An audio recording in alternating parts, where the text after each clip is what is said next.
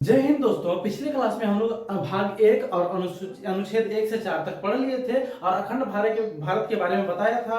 British हमें छोड़ करके गए थे तो 3 ऑप्शन दे करके गए थे, अंधेरे में छोड़ करके गए थे, ये भी मैं बता दिया था, जिसके वजह से हम लोगों को बहुत ज्यादा प्रॉब्लम फेस करना पड़ रहा था।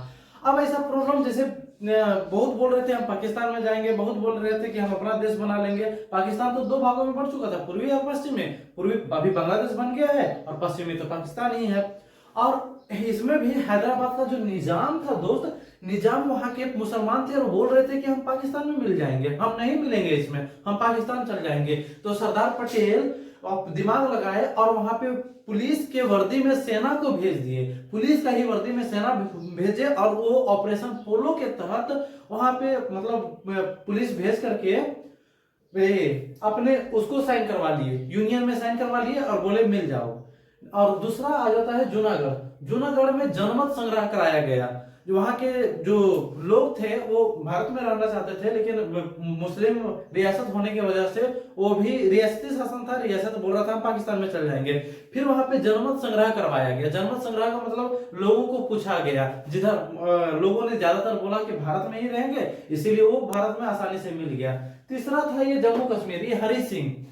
हरि सिंह वहां का हिंदू हिंदू मतलब राजा था और बाकी लोग वहां पे जितने भी प्रजा थे सब मुसलमान थे। अब ये हरि सिंह बोल रहा था ना हम पाकिस्तान में मिलेंगे और ना ही हम भारत में मिलेंगे, हम अपना अलग देश बनाएंगे, क्योंकि अंग्रेज तो बोल के गया है कि हम तुम जो चाहेगा अपना देश बनाने का वो बना सकता है। इसके वजह से वो बोलने लगा कि हम अपना अलग देश बनाएंगे। अब हरि सिंह सरदार पटेल उसको बहुत मनाए लेकिन नहीं माना। जब सरदार ये पाकिस्तान उतरा ही में पाकिस्तान वो ना पाकिस्तान में मिल रहे थे, तो पाकिस्तान का जो आतंकवादी था वो उसमें घुसपैठ कर गया। जो इलाका है अपना यहाँ पे जम्मू कश्मीर वाला, यहाँ पे घुसपैठ कर गया। अब जब ये घुसने लगा तो वो भागा भागा वहां से दौड़ा दौड़ा सरदार पटेल के पास आया कि मुझे बचा लो, वो सब नहीं तो हमको मार के छीन लेगा। तो सरदार पटेल बोले कि सबसे पहले विलय करो, विलय पत्र पे हस्ताक्षर कर, हम तुमको बचाने के लिए जा रहे हैं। बोल विलय हम कैसे मिल जाए आपको, हम आप में तो मिलना नहीं चाहते हैं। वो बोले कि यदि तुमको अच्छा नहीं लगेगा तो तुम अपना वापस चल जाना, लेकिन अभी पहले साइन करो फेडरेशन में। वो बोले कि फेडरेशन में साइन कराएंगे तो टूट जाएगा, लेकिन वो साइन करवा दिए इसमें यूनियन में। यूनियन का मतलब जो कभी नहीं टूटेगा, वहां हरि सिंह के साथ धोखा कर दिए। अच्छा ही किए, धोखा किए। वो अपने अपना जमीन दूसरे को क्यों, मतलब क्या अलग बनाना, रो इसमें क्या प्रॉब्लम है तुमको, अभी क्या दिक्कत है जम्मू कश्मीर वाले को? 370 हटा, अभी वो कोई चीज का दिक्कत नहीं। तो ऐसा ही विलय पत्र पे हस्ताक्षर करवा लिए। जब 26 अक्टूबर 1947 को ये विलय पत्र पे हस्ताक्षर हुआ और वो हमारे भारत में मिल गए। इस तरह से हमारा जो स्टेट था वो यूनियन बन गया। और यूनियन बनने के बाद 552 से ज्यादा जो रियासतें थे वो ABCD में बंटवारा हो गया। ABCD।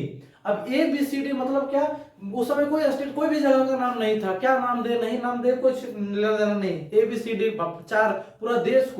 पूरा देश को 4 भागों में बांटा गया था, पूरा देश को 4 भागों में बांट दिया गया था। ABCD। कहां से आ रहे हो भाई, तुम्हें ए कहां के रहने वाले हो, तुम्हें ए का कहां के रहने वाले हो, तुम्हें बी का कहां के रहने वाले हो, तुम्हें सी का, ऐसा चलता था।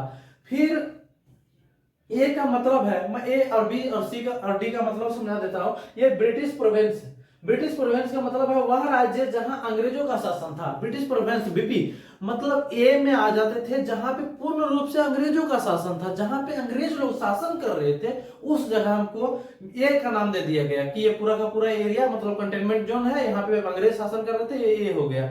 बी वाला जो एरिया था वो प्रिंसली स्टेट। प्रिंसली स्टेट का मतलब है कि वह राज्य जहां रियासतों का शासन था, जहां राजाओं का शासन था। गढ़, जूनागढ़ बहुत सारा है ना यहाँ पे, मेहरगढ़, बहुत सारे गढ़ जहाँ पे ये सुल्तान लोग राजा लोग शासन कर रहे थे, वो उसको बी का नाम दे दिया गया। सी का नाम जहां पे इसको बोला गया है कमिश्नरी। कमिश्नरी मतलब वह जगह जहां पे ये आपका अंग्रेज का शासन नहीं था, लेकिन अंग्रेज उस जगह को गुलाम कर लिया था। वहां का जो शासन व्यवस्था चलता था, शासन तो रियासत लोग ही करते थे लेकिन अंग्रेज के अनुसार करते थे, उसको सी में रख दिया गया। एक पूरा का पूरा अंग्रेजी शासन कर रहा है, अंग्रेजी वहां का हुकुम बन गया है, हाकिम बन गया है। और तीसरा ये है कि जहां पे अंग्रेज सिर्फ शासन किया था, कब्जा किया था, लेकिन शासन वो वहां के हिसाब से ही हो रहा था, और डी में यूनियन टेरिटोरीज को रख दिया गया। अब इसके बाद ए बी सी डी अच्छा नहीं लगने लगा, तो सबसे पहले एस्केधर कमेटी, एस्केधर कमेटी जो 1948 में बोलने के लिए आया था कि भाषा के आधार पर राज्य का विभाजन कर दो। अब इसमें तो हमारे देश में आज भी बहुत सारे भाषाएं बोले जाते हैं, बहुत, भोजपुरी में ही देख लीजिए तो 4-5 भाषाएं मिल जाएंगे, इसी तरह से बहुत सारा भाषाएं बोला जाता है। तो उसके वजह से छोटा छोटा फिर छोटा छोटा 552 था, उससे भी ज्यादा टुकड़ा हो जा सकता था, इसीलिए उसको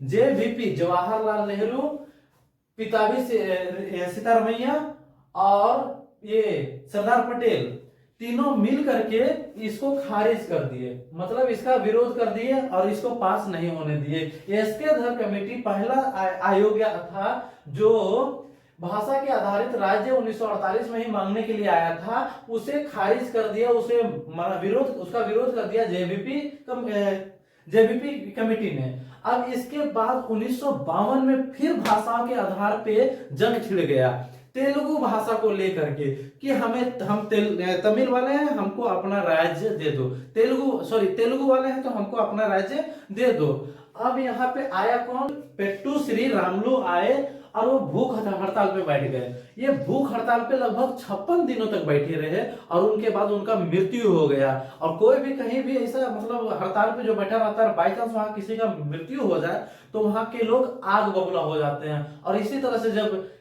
पेट्टू श्री रामुलु का मृत्यु हुआ तो वहां की जनता भड़क उठे। लास्ट में आपको ये फजल अली आयोग जो 1953 में गठन किया गया, उसने ये 1953 में भाषाओं के आधार पर राज्य बनाने की अनुमति दे दी। और इसीलिए 1 अक्टूबर 1953 को पहला राज्य बना था आंध्र प्रदेश। कौन सा राज्य बना था, तो आंध्र प्रदेश बना था पहला 1 अक्टूबर 1953 को पहला आंध्र प्रदेश भाषा के आधार पर बना था। अब उसके बाद फिर 1956 में भाषाएं के आधार पे 14 राज्य और 6 केंद्र शासित प्रदेश का गठन किया गया। 14 राज्य और 6 केंद्र शासित प्रदेश का 7वां संशोधन द्वारा गठन किया गया। और फिलहाल हमारे देश में 28 राज्य और 8 केंद्र शासित प्रदेश हैं, जिसमें जम्मू कश्मीर को भी केंद्र शासित प्रदेश बना दिया गया है। इसको लेकर के 9 हो जाते, लेकिन दमन और दीव और था उसको एक साथ मिला दिया गया। और एक साथ मिलाने के बाद अभी 8 केंद्र शासित प्रदेश हैं और 28 राज्य हमारे देश में हैं। कौन सा संशोधन के द्वारा, तो 7वां संशोधन के द्वारा भाषाओं के आधार पर परिवर्तन हुआ था। मिलते हैं नेक्स्ट वीडियो में। अब नेक्स्ट वीडियो में मैं आपको बताऊंगा भाग 2 में क्या है, भाग 2 क्या कहता है। और उसके बाद भाग 3 में है हमारा मूलभूत अधिकार 19, इसी में आ जाता है संविधान की रीढ़। तो मिलते हैं नेक्स्ट वीडियो में। जय हिंद, जुड़े रहिए मेरे साथ।